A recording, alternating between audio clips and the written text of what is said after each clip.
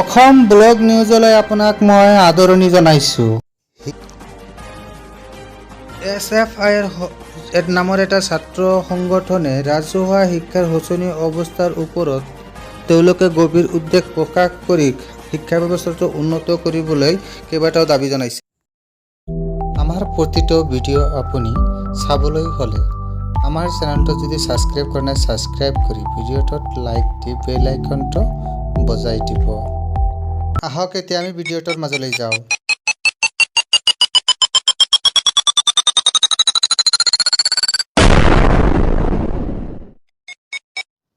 ৰাজহুৱা শিক্ষাৰ শোচনীয় অৱস্থাত উদ্বেগ, গুৱাহাটীত SFIৰ সমাৱেশ।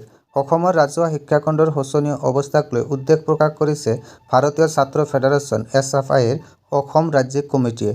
গুৱাহাটীৰ নৱগ্ৰহৰ খেলপথাৰত আজি আয়োজিত এখন ছাত্ৰ সমাৱেশৰ জৰিয়তে সংগঠনটোৰ নেতৃত্বই কয় যে চৰকাৰে ৰাজহুৱা খণ্ডৰ শিক্ষানুষ্ঠানৰ গুৰুত্ব দিয়াৰ পৰিৱৰ্তে একত্ৰীকৰণৰ নামত বিদ্যালয় বন্ধহে কৰিছে, যাৰ বাবে প্ৰাথমিক পৰ্যায়তে আধাতে নিজৰ পঢ়াৰ জীৱন সামৰিবলগীয়া ছাত্ৰ-ছাত্ৰীৰ সংখ্যা ভাৰতবৰ্ষৰ ভিতৰতে অসমত আটাইতকৈ বেছি।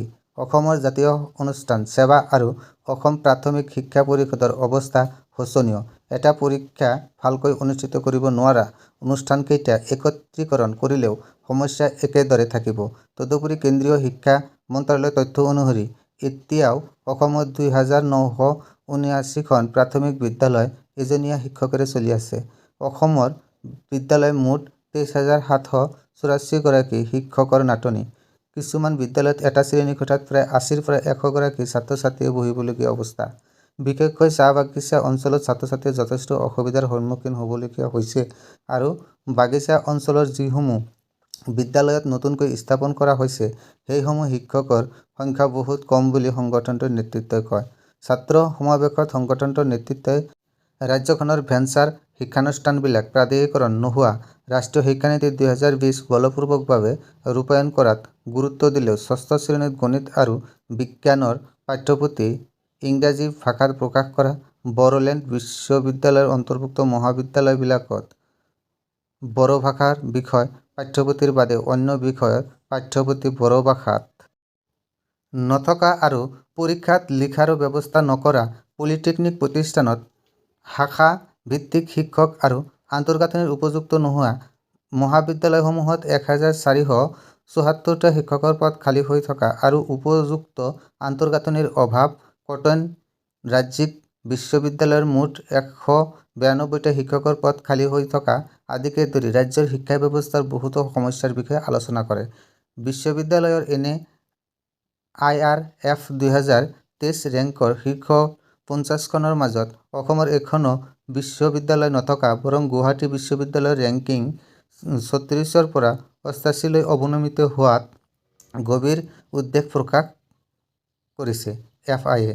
সংগঠনটোৱে শিক্ষানুষ্ঠানৰ খালী পদসমূহ শীঘ্ৰে পূৰণ কৰা আৰু আন্তঃগাঁথনি উন্নত কৰা, সেৱা আৰু মাধ্যমিক শিক্ষা পৰিষদ ৰক্ষা কৰা, বাগিচাৰ বিদ্যালয়সমূহত শিক্ষকৰ খালী পদ শীঘ্ৰে পূৰণ কৰা আৰু আন্তঃগাঁথনি উন্নত কৰা, সকলো ভেঞ্চাৰ শিক্ষানুষ্ঠান চৰ্তহীনভাৱে প্ৰাধিকৰণকে ধৰি ৭টা প্ৰধান দাবীৰ ভিত্তিত সমাৱেশৰ অন্তত আৰক্ষী প্ৰশাসনৰ জৰিয়তে ৰাজ্যপাল আৰু মুখ্যমন্ত্ৰীলৈ ২খন পৃথক স্মাৰক পত্ৰ প্ৰেৰণ কৰে।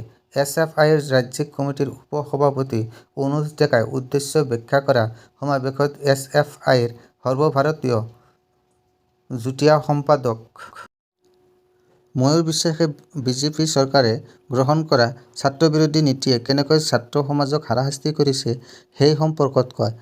SFIৰ ৰাজ্যিক সম্পাদক সংগীতা দাসে কয় যে অসমৰ গৰিষ্ঠ সংখ্যক ছাত্ৰ-ছাত্ৰীৰ কথা চিন্তা নকৰি মুখ্যমন্ত্ৰীয়ে বেচৰকাৰী খণ্ডৰ শিক্ষানুষ্ঠানক গুৰুত্ব দি আহিছে।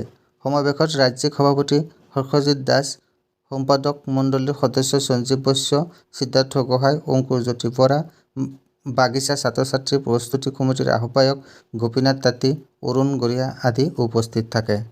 ভিডিঅ'টো যদি আপোনাৰ ভাল লাগিছে প্লিজ এটা লাইক দি চেনেলটো যদি ছাবস্ক্ৰাইব কৰা নাই ছাবস্ক্ৰাইব কৰিব। ভিডিঅ'টো সম্পূৰ্ণকৈ চোৱাৰ বাবে ধন্যবাদ জনাইছোঁ। জয় আই অসম।